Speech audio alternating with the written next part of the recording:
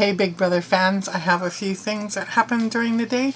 The power of veto was played. Those that were chosen to play, besides Devin, Paula, and Brittany, were Derek, Zach, and Amber. And then they had let's see, something happened during the day at 5 Big Brother time. Caleb decided to go upstairs and apologize to Devin about the evening before. And he revealed to them that, or Caleb revealed to Devin that the house was wanting him gone. And he started naming names, which was not a very good thing.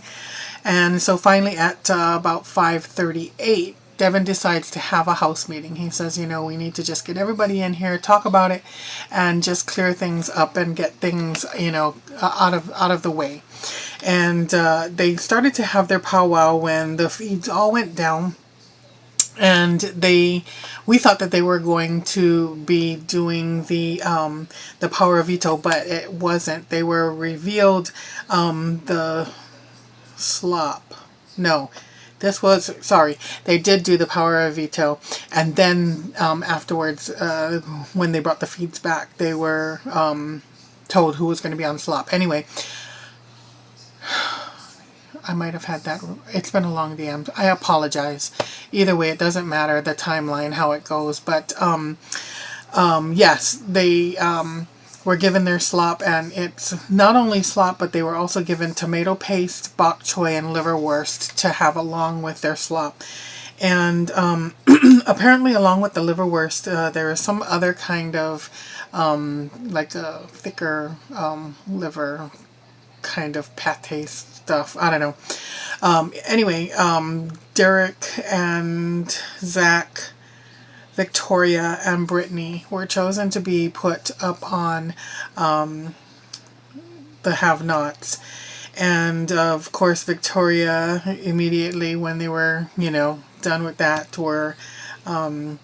went in to go cry and whine about it. And Brittany had actually expected it because Devin being the HOH and him having a hard-on for her for some reason.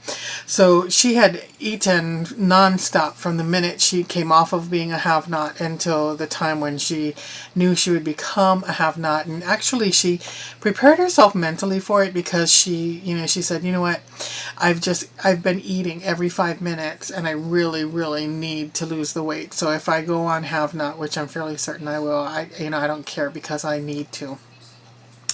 So anyways, they went and they played the POV, and it ended up that Devin won the POV. And so now he's playing the real... he's just playing this silly game where, he called Brittany up and they talked for about an hour and some, and they hashed out everything. They took everything and put it out on the table, and they broke it down piece by piece. This time he finally allowed her to speak. He made sure he, said, okay, I'm going to let you talk all the way through. And then if he had to interject, he would say, I'm going to let you finish your thought, but I need to tell you at this point, blah, blah, blah, blah, blah. And then, he would say continue. But, whenever you interrupt somebody's flow, you're going to interrupt their flow.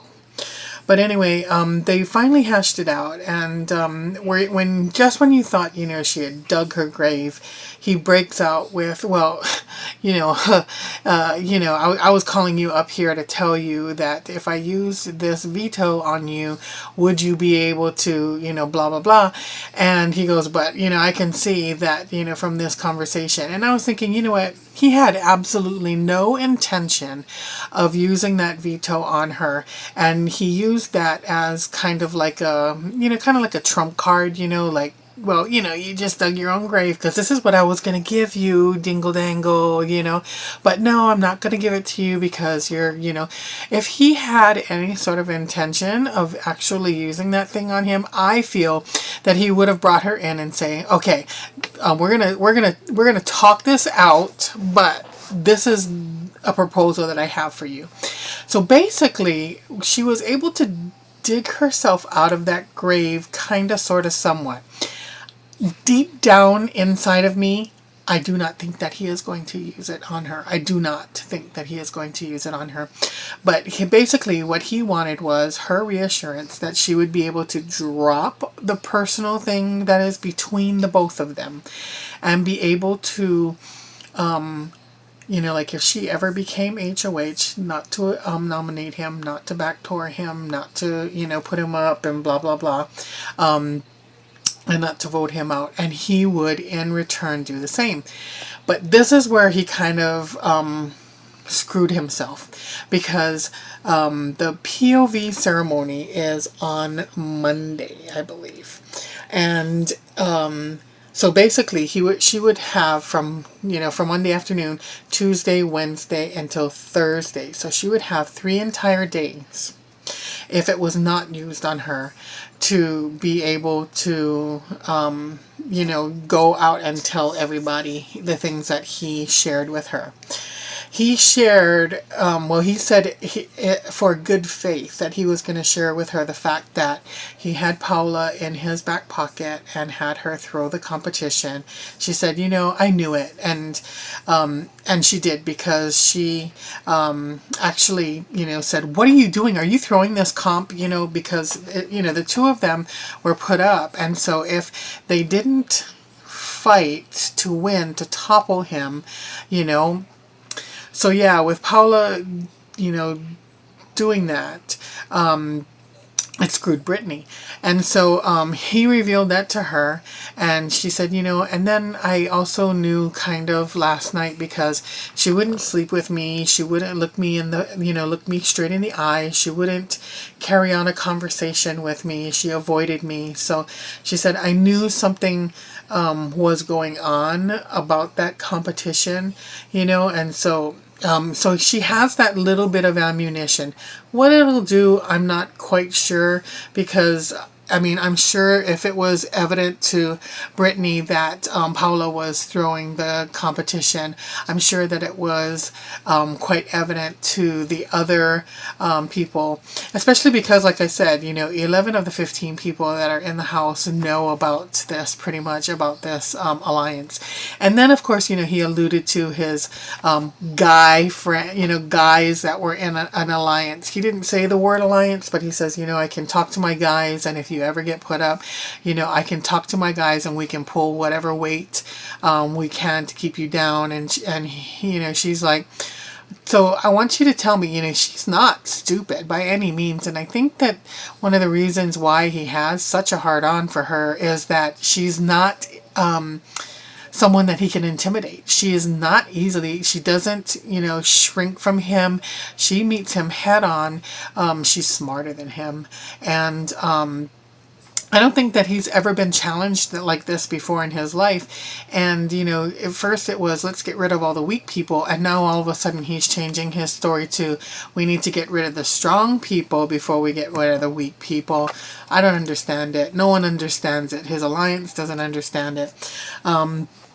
So anyway, that's what's been going on. He did tell her that it was some analogy of it's easier to work with your enemy and blah, blah, blah than to have a friend who will turn around and stab you in the back. And he says Paula right now is that friend that he knows has the potential to turn around and stab him in the back. So I don't know if he intends to kick Paula out or Victoria, who is the more than probable person that he is going to put up in her place.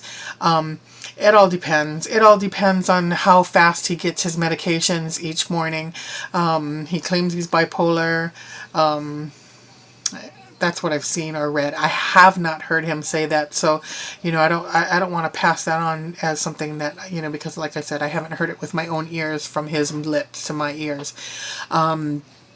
But, he does go into the diary room. I have heard him say that he goes into the diary room every morning to get his medications, and they don't immediately kick in, so it takes a while for them to kick in. And so that's where we're at tonight. If anything cool or fun goes on, because, late last night, all of that happened, I'll keep you guys informed. All right.